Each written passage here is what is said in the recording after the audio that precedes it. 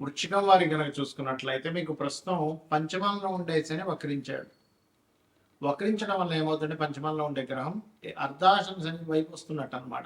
శని అయితే పూర్తిగా రావట్లేదు, మీనంలోనే ఉంటూ వక్రగతిలో ఉంటుంది. ఒక్కోసారి ఏమవుతుందంటే గ్రహం కంప్లీట్గా మనకి చతుర్థంలోకి వచ్చేస్తుంది, అలా రావట్లేదు కాబట్టి కొంతవరకు పర్లేదు.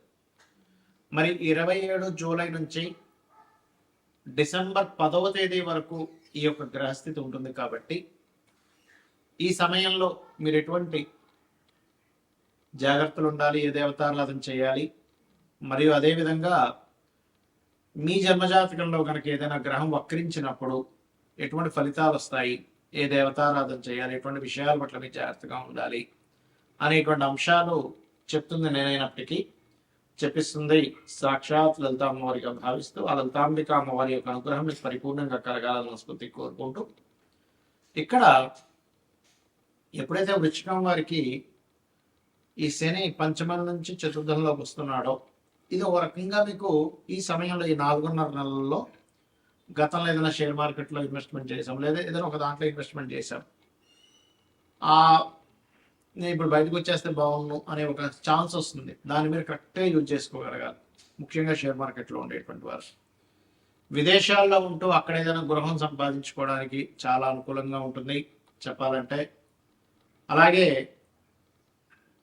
ఈ వృశ్చికం వారికి సప్తమ వ్యయాధిపతి అయినటువంటి శుక్రుడు ప్రస్తుతం కేతువుతో ఉన్నాడు, శని కూడా వక్రిస్తున్నందుకు ఇక్కడ ఏంటంటే ఆగస్టు 2 వరకు ఉద్యోగాల విషయంలో కొంత జాగ్రత్త వహించాలి, ఉద్యోగం మానేయడం లాంటివి చేస్తూ ఉంటారు.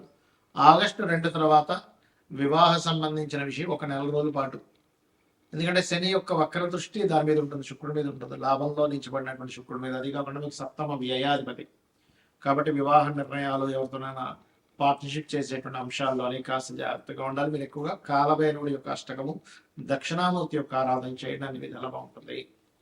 భృగునందనాడి అనేటువంటి శాస్త్రం పరంగా ఒక గ్రహం వక్రించి ఉంది మీ పర్సనల్ చార్ట్లో అనుకుంటే అది ఊరికనే వక్రించడం అని కాదు, మీరు ఆ సమయంలో ఎందుకు పుట్టారు అంటే గురువు వక్రించాడు, లేదా శని వక్రించాడు, శుక్రుడు బుధుడు లేదా కుజుడు వక్రించాడు, మిగతా రాహుకేతువులు రవిచంద్రులు అయితే వక్రించడం చెప్పారు. అయితే ఒకవేళ వక్రించిన నక్షత్రంలో ఉంటే అప్పుడు మళ్ళీ దాని ఫలితం వేరే ఉంటుంది. అయితే ఇక్కడ ఉదాహరణకి మనం శనిదే తీసుకుందాం. ఎవరి పర్సనల్ చార్ట్లో అయినా శని గ్రహం కనుక వక్రించినట్లయితే రూల్ నెంబర్ 1, అది ఏ రాశిలో ఉండి వక్రించింది, వక్రించినప్పుడు వెనక రాశి ఫలితాలు ఇస్తుంది, వెనక రాశుల్లో 1, 5, 9 ఏ గ్రహాలు ఉన్నాయి ఇది చూడాలి. దీనివల్ల మీకు ఆ వక్రించడం వల్ల సహజంగా ఏంటంటే మనం చూడండి, ఏదైనా శని ముఖ్యంగా అందులో పర్టికులర్గా శని భగవానుడు కనుక వక్రించినట్లయితే మీరు కెరియర్ కోసం మీ లైఫ్లో ఒక మంచి కెరియర్ రావాలంటే ఉన్న ప్లేస్ నుంచి మారాలని చెప్తుంది. మారిన తర్వాత ఎక్కువ సఫర్ అయ్యి సక్సెస్ అవుతారా లేకపోతే ఈజీగా సక్సెస్ అవుతారా అనేది ఇట్స్ డిపెండ్ ఆన్ మీ పర్సనల్ చార్ట్లో శనికి వెనక రాసుల నుంచి ఉండే గ్రహాల యొక్క స్థితిని బట్టి ఆధారపడి ఉంటుంది, గుర్తుపెట్టుకోండి. వక్రించి ఉచ్చ స్థానంలోకి వెళ్తున్నాడు, వక్రించి నీచంలోకి వెళ్తున్నాడు. ఇప్పుడు ఉదాహరణకి శని వృషభంలో ఉండి వక్రించి నీచంలోకి వెళ్తున్నాడు, ఇట్స్ నాట్ గుడ్. బట్ అదే ధనస్సులో ఉండే వృశ్చికంలో ఉండే శని వక్రించాడు, అప్పుడు ఉచ్చ స్థానంలోకి వెళ్తాడు. అంటే ఉచ్చమా నీచమా ఏ గ్రహం వక్రించనా, ఏ రాసులతో కనెక్ట్ అవుతుంది, ఏ గ్రహాలతో కనెక్ట్ అవుతుంది, ఎటువంటి విషయాలను సూచిస్తుంది అనే విషయాన్ని చూసుకోవాలి. సో ఫస్ట్ ఆఫ్ ఆల్ శని అనేది కర్మకారకుడు. 2 జాబులు చేయడం లేకపోతే ఉన్న జాబ్ కోసం వేరే ప్రాంతానికి వెళ్తే సక్సెస్ అవ్వడం అనేటువంటిది ఇస్తుంది, గుర్తుపెట్టుకోండి. ఇక రెండవది గురువు. మీ జన్మజాతకంలో గురువు వక్రించాడు అంటే గురుసేవ బ్యాలెన్స్ ఉండిపోయింది. ఇక్కడ పూర్వజన్మల్లో మనం ఎక్కడో గురువుకి సమ్ మిస్టేక్స్ చేసాం, అజ్ఞానంలోనో ఏదో భయపడుతూనో సంథింగ్ ఎక్కడో మిస్టేక్ జరిగింది. అంటే కొన్నిసార్లు మనం తెలియకుండానే కొంతమందికి తెలియకుండానే జరిగిపోతుండే, మన కోరికల వల్ల లేకపోతే మన ఇష్టాల వల్ల మనం అనుకునేటువంటి కొన్ని పనుల వల్ల ఏదో అలా గురువు విషయాన్ని కూడా ఏదో తప్పిదం జరిగింది, దాన్ని ఫుల్ఫిల్ చేసుకోవడానికి వచ్చారు భూమి మీద కానీ అర్థం చేసుకొని వీలైనంత మటుకు ఆధ్యాత్మిక చింతనలో ఉండడము. సంతానం విషయంలో కూడా, ఎందుకంటే గురువు సంతానానికి కూడా కారకుడు, రవి గురువు.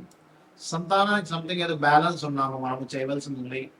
కొన్నిసార్లు చూడండి కొంతమంది ఇళ్లలో ఏంటో వీళ్ళ సంతానాన్ని కూడా ఈయన చూసుకుంటున్నాడు, ఇంకా వాళ్ళు ఇంకా సెటిల్ అవ్వలేదు అంటుంటారు.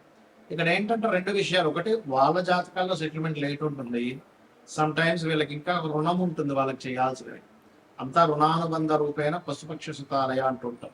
సో అదేవిధంగా జ్ఞానం, జ్ఞాన సంబంధించిన దేవతా సంబంధించినవి షేర్ చేయడం వేరే వాళ్ళకి ఇది చేస్తుంటారు జూపిటర్ వక్రించినట్లయితే.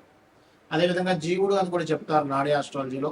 అది వక్రించినప్పుడు ప్రదేశం మారితే కూడా మంచిదా కాదా అనేది డిపెండ్ ఆన్ గురువు వెనక రాసుల్లో ఉండే గ్రహస్థితిని పరిశీలన చేయాలి. ఇక శుక్రుడు వక్రించాడు, ఒకటి గుర్తుపెట్టుకోండి, శుక్రుడు కనుక ఎప్పుడైనా మీకు వక్రించాడు అంటే మీ యొక్క జీవితంలో వివాహం అనేటువంటి విషయం ఖచ్చితంగా అది సప్తమంలో ఉండి వక్రించినట్లయితే వివాహం విషయం ఒకరిని అనుకొని మిస్ అయ్యి మళ్ళీ ఇంకోటి చేసుకోవడం జరుగుతుంది. అలాగే అనుకున్నామండి, దగ్గర దాకా అనుకున్నాం, మిస్ అయిపోయింది. లేకపోతే ఒక్కోసారి వివాహం అయి కూడా మళ్ళీ వాళ్ళు వద్దని కూడా వదిలేయడం లాంటివి జరుగుతుంటాయి ఎక్కువగా. రెండవది, శుక్రుడు వక్రించినప్పుడు ఆ యొక్క శుక్రగ్రహం వెనక రాసుల్లో ఉండే గ్రహాలను బట్టి మనం అబ్జర్వ్ చేయాలి. అంటే అలాగా శుక్రుడు వక్రించాడు, ఆ శుక్రుడు ఏ గ్రహాలతో కనెక్ట్ అవుతున్నాడు చూడాలి. మంచి గ్రహాలతో కనెక్ట్ అవుతున్నాడు వక్రించి, మీకు లగ్జరీకి లోటు ఉంటుంది, బ్రహ్మాండంగా లగ్జరీ లైఫ్ ఉంటుంది, ఫైనాన్షియల్గా మంచి గ్రోత్ ఉంటుంది, రెండు రకాలుగా ధనయోగాలు ఉంటాయి. ఎందుకంటే ఫైనాన్స్ కారకుడు కూడా శుక్రుడు కాబట్టి అలా.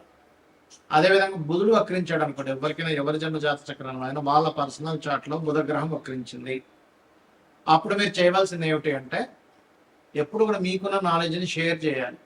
అంటే పూర్వజన్మల్లో నాలెడ్జ్ షేర్ చేయకుండా దాచేసుకున్నారు, ఏదో మీరు మీ ధర్మం నాలెడ్జ్ షేర్ చేయాల్సింది ఏదో వర్క్ ఉంది దాచేసుకున్నారు. ఇప్పుడు మీరు నాలెడ్జ్ షేర్ చేస్తేనే ఆ కర్మ అనేటువంటి తొలగుతుంది, గుర్తుపెట్టుకోండి.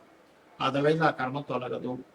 సో మీ నాలెడ్జ్ మీరు ఏదైనా ఆఫీస్లో చేస్తున్నారు, కొంతమంది అనుకుంటారు చూడండి ఇది ఎలాగో చెప్పండి నువ్వే నేర్చుకో, నేను ఎందుకు చెప్పాలి నీకు అంటూ ఉంటారు. బుధుడు వక్రిస్తే మీరు అవతల వాళ్ళకి నాలెడ్జ్ షేర్ చేయడం వల్లే మీ యొక్క కర్మ కంప్లీట్గా క్లియర్ అవుతుంది, గుర్తుపెట్టుకోండి. అదేవిధంగా మార్స్, కుజుడు వక్రించాడు. కుజుడు ఈజ్ గొడవలు, లీడర్షిప్స్, అన్నదమ్ములు, వీటిని కూడా చెప్తూ ఉంటారు. బుధుడిని కుజుడిని కూడా అన్నదమ్ముల విషయంలో చెప్తూ ఉంటారు. అయితే ఇక్కడ ఏంటంటే సన్ పూర్వజన్మల్లో ఉండేటువంటి కొంత వైరాలిటీ, గొడవలు, ఇలాంటివి ఏవో క్లియర్ చేసుకోవడానికి పుట్టాడు ఈ జన్మలో. అందుకే చాలా మందికి ఈ గొడవ అవుతూ ఉంటాయి, ఏంటో అర్థం కాదు, ఏంటంటే నేనేమి ఇదవని అయినా గొడవ వస్తూ ఉంటుంది అంటుంటా. నేను ఏమీ చేయకుండా సైలెంట్గా ఇంట్లో ఉన్న మా ఇంటికి వచ్చి మరి గొడవ పెట్టుకుంటున్నారని అంటారు. ఎప్పుడు జరుగుతుంది ఎక్కువగా అది ఆ వక్రించిన కుజుడికి శని సంబంధాలు ఉన్నప్పుడు ఎక్కువ గొడవలు అవుతుంటాయి, లేదా బుధ సంబంధాలు ఉన్నప్పుడు బాగా గొడవలు అయిపోతుంటాయి, వాదనలు అవుతుంటాయి. సో అక్కడ ఒక్కోసారి వక్రించి ఏమవుతుందంటే అదొక మంచి గ్రహంతో కలిసినప్పుడు కొంచెం గొడవలు క్లియర్ అయిపోతాయి, లేదా పూర్వజన్మల్లో అవి జరిగినటువంటి కొన్ని గొడవలు అవి క్లియర్ చేసుకోవడానికి పుడతారన్నమాట ఈ జన్మల్లో. సో వక్రగతి మీనింగ్ ఏంటంటే మీరు మరలా ఆ యొక్క కర్మను క్లియర్ చేసుకోవడానికి పుట్టారు, అది ఏ రకంగా క్లియర్ చేసుకోవాలి అనేటువంటి చెప్తుంది మన ఆస్ట్రాలజీ, జ్యోతిష్ శాస్త్రం.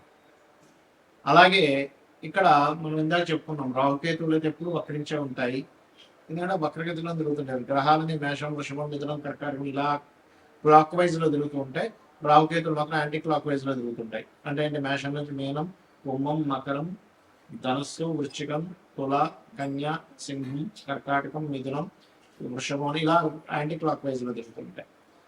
అయితే వీటికి సహజంగానే వక్ర స్థానంలో ఉన్నది కూడా ఏదైనా వక్రగ్రహం నక్షత్రాలు ఉన్నప్పుడు మళ్ళీ ఇది కొంచెం డిఫరెంట్గా యాక్ట్ చేస్తూ ఉంటుంది. రవిచంద్రుడు కూడా వక్రించిన నక్షత్రాల్లో ఉన్నప్పుడు మాత్రం తల్లికి, అంటే చంద్రుడు వక్రించిన నక్షత్రంలో ఉంటే తల్లికి ఏదో ఈ జాతకుడు రుణపడి ఉన్నాడు, లేదా రవి వక్రించిన నక్షత్రంలో ఉంటే తండ్రికి రుణపడి ఉన్నాడు. తల్లిదండ్రులకు సహజంగానే రుణంలో ఉంటాం మనం, కానీ ఇంకాస్త ఎక్కువ రుణపడి ఉన్నాము, వాళ్ళకి ఎక్కువ సేవ చేయాలి, దానికోసమే జన్మెత్తావు అనే ఒక విషయాన్ని మనం అర్థం చేసుకోగలగాలి. అయితే జాతచక్రం మీకు తెలిసినా తెలియని ఎలా ఉన్నా రోజు ఉదయం సాయంత్రం లలిత గనక చేసుకోగలిగితే, లలిత సహస్రనామాలు గనక చేసుకోగలిగితే మన పూర్వజన్మ కర్మ తొలగిపోతుంది. ఖచ్చితంగా మనం ఆనందంగా హ్యాపీగా ఉండేటువంటి లైఫ్ లీడ్ చేయగలుగుతాం. శ్రీమాత్రే నమః.